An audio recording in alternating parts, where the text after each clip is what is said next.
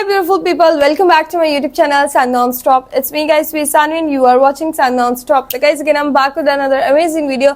और आज की जो हमारी वीडियो इसके अंदर हम देखने जा रहे हैं top 10 mega projects in India. India के अंदर बहुत ही कमाल किस्म के जो है वो मेगा प्रोजेक्ट्स जो है वो ऑलरेडी कुछ कंप्लीट हो चुके हैं, कुछ कंप्लीट होने को जा रहे हैं, जिसकी वजह से जो है इंडिया बहुत ही अच्छे से जो है वो डेवलपमेंट की तरफ जो है वो अपने बहुत ज्यादा कदम आगे लेके जा चुका है और ऑलरेडी डेवलपमेंट्स जो है वो कुछ कर भी चुका है, जिसको देखकर सारी दुनिया हैरान है। भाई क्या ही मेगा किस्म के प्रोजेक्ट्स हैं। और भी कुछ प्रोजेक्ट्स हैं जिनको अभी होना बाकी है और जिनका हम लोगों को नहीं पता, जिनको देखकर मजीद दुनिया जो है वो हैरान होगी अभी, क्योंकि इंडिया के अंदर बहुत अच्छे प्रोजेक्ट्स हैं जिनके ऊपर काम चल रहा है, जो कि बाकी दुनिया के अंदर काम नहीं चल रहा है। ऐसे किस्म के जो है वो उनके पास प्रोजेक्ट्स हैं इंडिया को बेहतरीन बनाने के लिए। तो गाइज वीडियो को स्टार्ट करते हैं, लेकिन सेकंड चैनल का लिंक जो है डिस्क्रिप्शन के अंदर है, फटाफट से वहां भी जाइए, 1K सब्सक्राइबर करवा दीजिए। वहां पर बहुत ही अच्छा फनी इंटरटेनिंग किस्म का कंटेंट जो आप लोगों को देखने को मिलेगा, तो वहां भी जरूर सपोर्ट कीजिएगा।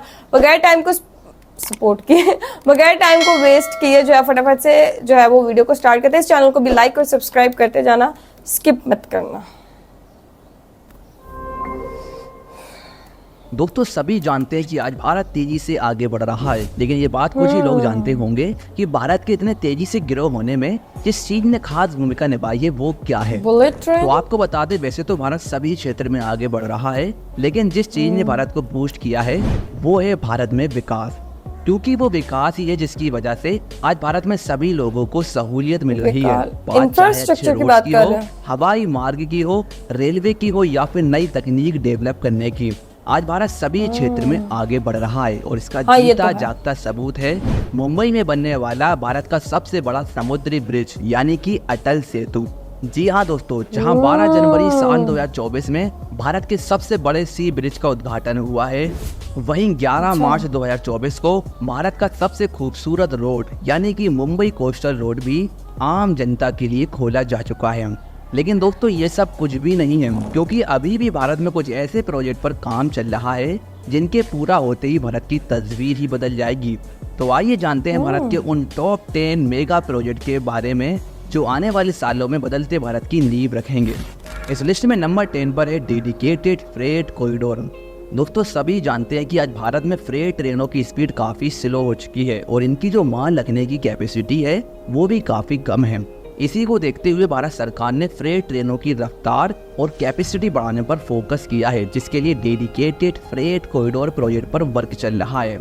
इस प्रोजेक्ट के तहत फ्रेट कॉरिडोर डेवलप किए जा रहे हैं और जो कॉरिडोर पहले से मौजूद हैं उन्हें नई टेक्नोलॉजी और फैसिलिटी प्रोवाइड की जा रही है। इसके साथ ही जो फ्रेट ट्रेनें हैं उनकी लोडिंग कैपेसिटी भी बढ़ाई जा रही है। वर्तमान में इस प्रोजेक्ट के तहत 2 कॉरिडोर पर वर्क चल रहा है, जिसमें से एक है ईस्टर्न डेडिकेटेड फ्रेट कॉरिडोर जबकि दूसरा है वेस्टर्न डेडिकेटेड फ्रेट कॉरिडोर। इसके अलावा कुछ प्रपोज्ड कॉरिडोर है, जैसे कि खड़गपुर से विजयवाड़ा तक ईस्ट कोस्ट कॉरिडोर, पालघर से दानकुनी तक ईस्ट वेस्ट सब कॉरिडोर 1, राजघाट समान से अंदल तक ईस्ट वेस्ट सब कॉरिडोर 2 और विजयवाड़ा से इटारसी तक नॉर्थ साउथ सब कॉरिडोर। फिलहाल 2 कॉरिडोर पर वर्तमान में वर्क जारी है, जिसमें eastern dedicated freight corridor Punjab के लुधियाना से शुरू होकर उत्तर प्रदेश होते हुए पश्चिम बंगाल में दानकुनी पर एंड होता है, जबकि western dedicated freight corridor Uttar Pradesh में दादरी से शुरू होकर महाराष्ट्र के जवाहरलाल नेहरू पोर्ट को कनेक्ट करेगा। ये दोनों कॉरिडोर कुल मिलाकर 3381 किलोमीटर की दूरी कवर करेंगे, जिन्हें दिसंबर 2024 तक पूरी तरह से कंप्लीट करने का प्लान है। और अगर हम इस प्रोजेक्ट की कॉस्ट की बात करें तो जरूरी इंफ्रास्ट्रक्चर को मिलाकर इन फ्रेट कॉरिडोर की लागत 1,24,000 करोड़ बताई जा रही है।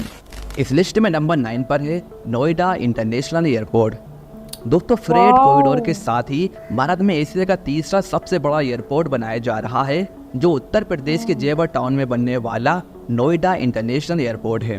ये एयरपोर्ट भारत का सबसे बड़ा एयरपोर्ट होने जा रहा है, जो लेटेस्ट इंफ्रास्ट्रक्चर, मॉडर्न टेक्नोलॉजी और बेहतर कनेक्टिविटी होने के चलते भारत का बेस्ट एयरपोर्ट होने वाला है। ये एयरपोर्ट भारत के सबसे बड़े एयरपोर्ट यानी कि इंदिरा गांधी इंटरनेशनल एयरपोर्ट से महज 72 किलोमीटर दूर है और इसे दिल्ली तक बेहतर कनेक्टिविटी देने के लिए यहाँ पर जेवर एक्सप्रेसवे भी बनाया जा रहा है। आपको बता दें 25 नवंबर साल 2021 में इस एयरपोर्ट की आधारशिला पीएम मोदी द्वारा रखी गई थी, जहां टोटल 6 रनवे बनाए जा रहे हैं और इसी की वजह से ये एयरपोर्ट रनवे के आधार पर दुनिया का तीसरा सबसे बड़ा एयरपोर्ट होने जा रहा है। फिलहाल इसका फेज 1 कंप्लीट किया जा रहा है, जहां terminal 1 building, air traffic control system, cargo facility, runway, metro और हाई स्पीड रेल कनेक्टिविटी के लिए स्टेशन का निर्माण पर करीब 10,056 करोड़ रुपए खर्च किए जा रहे हैं। इस फेज 1 के तहत प्रोजेक्ट साइट 12,334 हेक्टेयर का एरिया कवर करेगी और इस फेज का कंस्ट्रक्शन साल 2024 में कंप्लीट किया जाना है। और जब ये फेज कंप्लीट हो जाएगा तो इस एयरपोर्ट से 1.2 करोड़ यात्रियों को हैंडल किया जा सकेगा, जबकि एयरपोर्ट के दूसरे फेजेस कंप्लीट होने के बाद ये एयरपोर्ट हर साल 12 करोड़ यात्रियों को हैंडल कर सकेगा। बात करें एयरपोर्ट की कनेक्टिविटी की, तो ये एयरपोर्ट काफ़ी सारे एक्सप्रेसवे से जुड़ा होगा, साथ ही नोएडा मेट्रो और दिल्ली मेट्रो से भी इसे कनेक्ट करने का प्लान है। इसके अलावा भारत की पहली पोर्ट टैक्सी द्वारा इसे नोएडा फिल्म सिटी से जोड़ा जाएगा और एयरपोर्ट को दिल्ली के आइडिया एयरपोर्ट से जोड़ने के लिए एक रैपिड रेल कॉरिडोर भी प्लान किया जा रहा है और इसी की वजह से नोएडा एयरपोर्ट भारत का बेस्ट कनेक्टिविटी वाला एयरपोर्ट होने जा रहा है। तो इस एयरपोर्ट के लिए कमेंट में जय हिंद जरूर लिखें। नंबर 8, वंदे मेट्रो। दोस्तों, जेवर एयरपोर्ट के शुरू होने के साथ ही इस साल वंदे मेट्रो भी भारत में शुरू की जानी है। आपको बता दें, जब भारत में made in India Vande Bharat express को लॉन्च किया गया था, तब वंदे भारत की स्लीपर वर्जन और वंदे मेट्रो चलाने का भी प्लान बनाया गया था और इसी के चलते साल 2024 में वंदे मेट्रो को ऑपरेशनल किया जाना है। इस मेट्रो के बारे में आपको बता दें, ये मेट्रो भारतीय रेलवे द्वारा एक प्रपोज सर्विस है जो लगभग 100 से 250 किलोमीटर की दूरी के अंदर प्रमुख शहरों को जोड़ने के लिए एक इंटरसिटी ट्रेन के रूप में काम करेगी। इन मेट्रो ट्रेनों में 16 एयर कंडीशन कोच होंगे जो 130 किलोमीटर पर आवर तक की स्पीड तक पहुंच सकते हैं और इसके हर एक कोच में 280 पैसेंजर तक आ सकते हैं। अगर हम इस मेट्रो कोच में मिलने वाली फैसिलिटी की बात करें तो इन कोचों में automatic plug doors, touch free doors, passenger talk back system, wheel chair accessible laboratories, fire and smoke detectors लगे होंगे। साथ ही सेफ्टी के लिए भारत की कवर सिस्टम फैसिलिटी भी इस मेट्रो में आपको मिल जाएगी। इन वंदे मेट्रो ट्रेन चलाने का मकसद भारत में इंटरसिटी यात्रा के लिए पैसेंजर कंफर्ट, सेफ्टी और पहुंच में सुधार करना है। फिलहाल इन मेट्रो ट्रेनों का ट्रायल रन जुलाई महीने में शुरू करने का प्लान है और इसके बाद वंदे मेट्रो को कभी भी ऑपरेशनल कर दिया जाएगा और इसके जो शुरुआती प्रपोज रूट हैं उनमें लखनऊ कानपुर, आगरा मथुरा और तिरुपति चेन्नई प्रपोज रूट हैं। अगर आप भी इन शहरों में से हैं तो कमेंट में जरूर बताएं। अब number 7, Jaipur international cricket stadium. दोस्तों, रेल और रोड प्रोजेक्ट पर ध्यान देने के साथ ही भारत सरकार खेलों को बढ़ावा देने पर फोकस कर रही है, जिसके लिए नए नए स्टेडियम भारत में बनाए जा रहे हैं। जहां भारत में अहमदाबाद का नरेंद्र मोदी स्टेडियम, कोलकाता का ईडन गार्डन स्टेडियम, दिल्ली का फिरोज शाह कोटला स्टेडियम, चेन्नई का चेपक स्टेडियम और बेंगलुरु के चिन्ना स्वामी स्टेडियम जैसे कई शानदार स्टेडियम मौजूद हैं। वहीं अब इस लिस्ट में एक और नाम जुड़ने वाला है जो जयपुर का नया इंटरनेशनल स्टेडियम है। ये स्टेडियम भारत का दूसरा सबसे बड़ा स्टेडियम होने जा रहा है, जिसकी कुल दर्शक क्षमता 75,000 है। ये स्टेडियम जयपुर के चौम विलेज में करीब 100 एकड़ लैंड में डेवलप किया जा रहा है, जिसमें दुनिया का सबसे बड़ा प्लेइंग फील्ड एरिया डेवलप किया जाएगा। स्टेडियम की खास बात यह है कि इस स्टेडियम में दिल्ली जयपुर एक्सप्रेसवे की मदद से आसानी से एक्सेस किया जा सकेगा। फिलहाल इस स्टेडियम का निर्माण अलग अलग फेजेस में किया जा रहा है, जहां इसके पहले फेज में 400 करोड़ रुपए खर्च किए जा रहे हैं और इसका पहला फेज कंप्लीट होने के बाद स्टेडियम की दर्शक क्षमता 40,000 होगी, जबकि पूरी तरह से कंप्लीट होने के बाद इस स्टेडियम में 75,000 लोग एक साथ बैठ सकेंगे। अगर हम स्टेडियम की खास बातों पर गौर करें तो इस स्टेडियम में 11 क्रिकेट पिच, 2 प्रैक्टिस ग्राउंड और एक क्रिकेट एकेडमी बनाई जाएगी। इसके साथ ही hostel, parking, sports club, hotel और जिम वगैरह की फैसिलिटी मिल जाएगी। कुछ इसी तरह हमारे YouTube चैनल की फैसिलिटी पाने के लिए चैनल को सब्सक्राइब जरूर करें। इस लिस्ट में नंबर 6 पर है ग्लोबल सिटी गुरुग्राम। तो स्टेडियम के साथ ही भारत में फ्यूचरिस्टिक सिटी भी बनाई जा रही है, जो हरियाणा में मानेसर के पास करीब 1000 एकड़ लैंड में बनाई जाएगी। सिटी की खास बात यह है कि सिटी में वर्ल्ड क्लास इंफ्रास्ट्रक्चर और हाई क्वालिटी ऑफ लाइफ के साथ ये सिटी भारत में टाउनशिप डेवलपमेंट को बूस्ट करेगी। इस सिटी में जहां एक तरफ office spaces, residential tower, hospitals और होटल डेवलप किए जाएंगे, वहीं रिटेल आउटलेट, और एक एग्जीबिशन कम कन्वेंशन सेंटर भी डेवलप किया जाएगा। इस सिटी प्रोजेक्ट की परिकल्पना साल 2019 में की गई थी और पिछले साल सितंबर महीने में इसके फेज 1 के टेंडर अवार्ड किए जा चुके हैं। फिलहाल फेज 1 का वर्क भी शुरू हो चुका है, जिसमें मॉडर्न इंफ्रास्ट्रक्चर, रेजिडेंशियल और कमर्शियल स्पेस शामिल है। इस प्रोजेक्ट के फेज 1 की कॉस्ट 940 करोड़ रुपए बताई जा रही है, जिसे दिसंबर 2026 तक पूरा करने का प्लान है। इस लिस्ट में नंबर 5 पर है वाधवान पोर्ट। जहां एक तरफ भारत में मॉडर्न सिटी बनाई जा रही है, वहीं दूसरी तरफ भारत के इकोनॉमी को बूस्ट करने के लिए वाधवान पोर्ट डेवलप किया जा रहा है। इस पोर्ट की खास बात यह है कि ये भारत का सबसे बड़ा पोर्ट होने जा रहा है और ये पोर्ट भारत के राज्य महाराष्ट्र में पालघर जिले में बनाया जाना है, जिसकी कुल लागत तकरीबन 76,200 करोड़ बताई जा रही है। बनने के बाद ये पोर्ट भारत का 13वां मेजर पोर्ट होगा और इसकी कैपेसिटी 298 मिलियन टन होगी। दोस्तों, वाधवान पोर्ट को 24.5 million 20 foot equivalent unit per year के हिसाब से डिजाइन किया गया है और इस पोर्ट में 4 मल्टीपर्पज बर्थ होने वाले हैं, जिसमें से हर एक बर्थ की लंबाई 250 मीटर की होगी। इसके अलावा 4 liquid bulk birth, 1 RO birth, small craft और कोस्ट गार्ड बर्थ और रेल टर्मिनल शामिल है।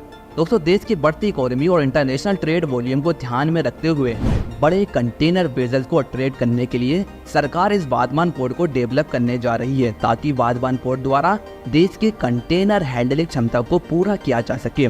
इस पोर्ट के बनने के बाद कोल, सीमेंट, केमिकल्स और ऑयल जैसे गुड्स का हर साल 132 मिलियन टन ट्रांसपोर्ट किया जा सकेगा और इसके साथ ही भारत दुनिया के टॉप 10 कंटेनर पोर्ट वाले देशों की सूची में भी शामिल हो जाएगा। अब number 4, made in India bullet train. दोस्तों, जिस तरह भारत में मेड इन इंडिया पहल के तहत वंदे भारत एक्सप्रेस ट्रेन बनाई गई थी, उसी प्रकार अब Bharat made in India Vande Bharat bullet train पर भी वर्क कर रहा है, जिसको लेकर काफी तैयारियां शुरू हो चुकी हैं।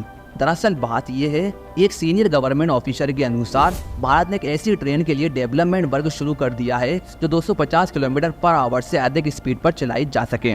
रिपोर्ट्स के मुताबिक इस ट्रेन को वंदे भारत प्लेटफॉर्म पर बनाया जा रहा है, जो पहले से ही 220 किलोमीटर प्रति घंटे की टॉप स्पीड तक जा सकती हो। इस हाई स्पीड ट्रेन के डिजाइन वर्तमान में भारतीय रेलवे के इंटीग्रल कोच फैक्ट्री चेन्नई में डेवलप किए जा रहे हैं। और जानकारी के लिए बता दूं, भारत में बनाई जाने वाली ये बुलेट ट्रेनें नॉर्थ, साउथ और ईस्ट कॉरिडोर पर चलेंगी और इसके लिए जो नए कॉरिडोर डेवलप किए जाएंगे उसमें ज़्यादा से ज़्यादा भारतीय तकनीक और घरेलू मैन्युफैक्चरिंग का यूज़ किया जाएगा। वही बात करें भारत में चलने वाली पहली बुलेट ट्रेन की, तो वर्तमान भारत बुलेट ट्रेनों के लिए जापानी तकनीक पर निर्भर है, जो अहमदाबाद से मुंबई लाइन पर ऑपरेट होगी।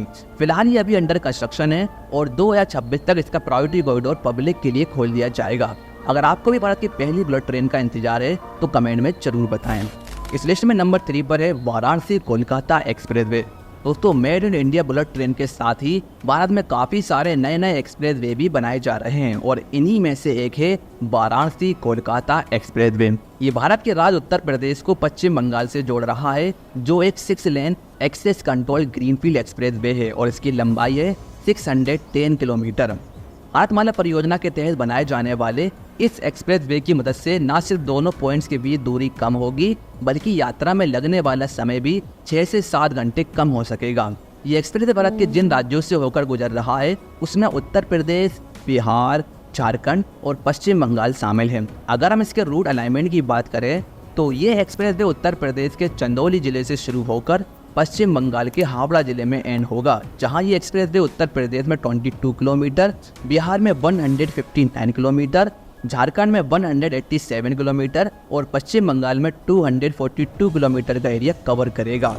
आपको बता दें, 23 फरवरी 2024 को पीएम मोदी द्वारा इस एक्सप्रेसवे के कंस्ट्रक्शन की आधारशिला रखी गई थी, जिसे 35,000 करोड़ की लागत से कंप्लीट किया जा रहा है।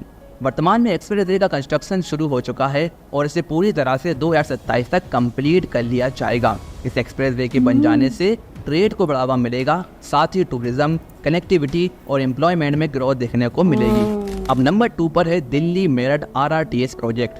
दोस्तों, Delhi Meerut regional rapid transit system एक 82.15 किलोमीटर लंबा semi high speed rail corridor है, जो नेशनल कैपिटल रीजन यानी कि NCR में दिल्ली, गाजियाबाद और मेरठ शहरों को जोड़ रहा है।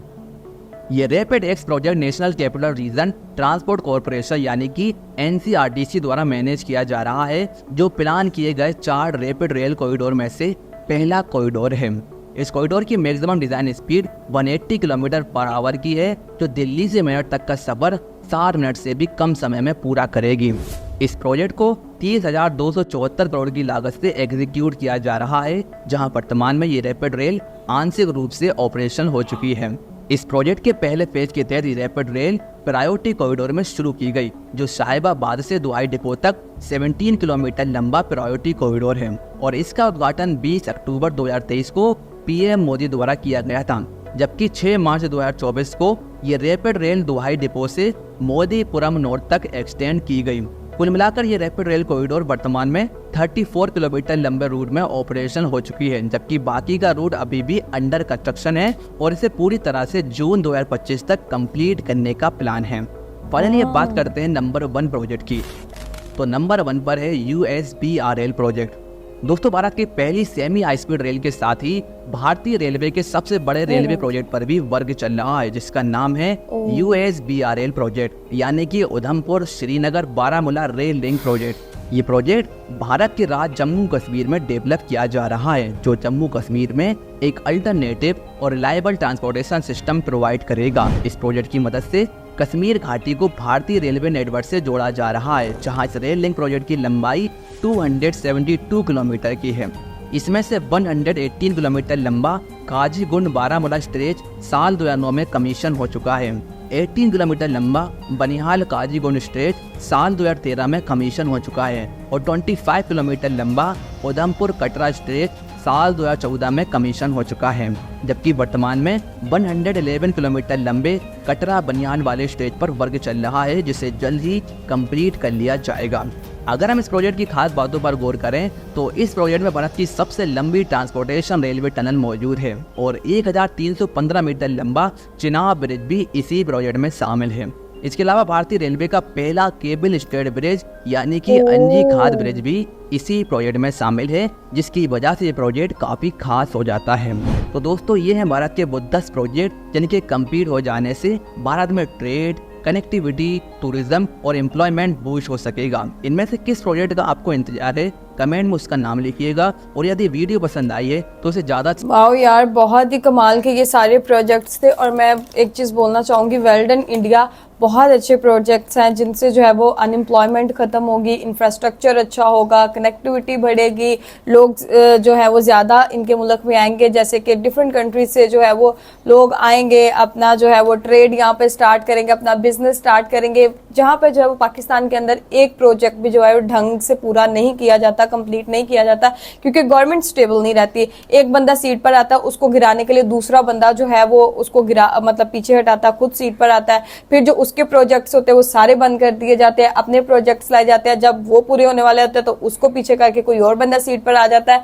तो वो स्टेबिलिटी गवर्नमेंट में ना होने की वजह से जो है वो पाकिस्तान जो है वो तरक्की नहीं कर पा रहा। और वहीं पर इंडिया के अंदर जो है वो मोदी जी को 3 साल हो गया, वो मुसलसल अपनी सीट पर बरकरार हैं। लोग उनसे इतना ज्यादा खुश है कि उनको बार बार वोट देकर लाया जाता है और वो जो प्रोजेक्ट्स है बहुत ही अच्छे से सारी चीजें जो है कंप्लीट हो रही हैं। और किसी भी मुल्क की तरक्की के लिए उसका जो है वो इंफ्रास्ट्रक्चर जो है वो बहुत उसका जो है वो अहम किरदार अदा करता है। इम्पोर्टेंट पार्ट जो होता है ना वो इंफ्रास्ट्रक्चर ही होता है, क्योंकि आपके जो है वो रूट्स अच्छे नहीं होंगे, लाइक हाईवे अच्छे नहीं होंगे, आपकी रेलवेज अच्छी नहीं होंगी और एयरप्लेन वगैरह तो कुछ भी जो है आप नहीं कर पाओगे। तो ये जिसे कहते हैं ना एक बैकबोन होती है किसी मुल्क की, तो वो उस तरह जो है वो ये किसी भी मुल्क को तरक्की मतलब करने में जो है वो हेल्प देता है। तो गाइज, आप लोगों को आज की वीडियो कैसी लगी, जो कमेंट, लाइक, सब्सक्राइब, शेयर करते जाएगा। चलिए मिलते हैं नेक्स्ट वीडियो के अंदर। Bye bye.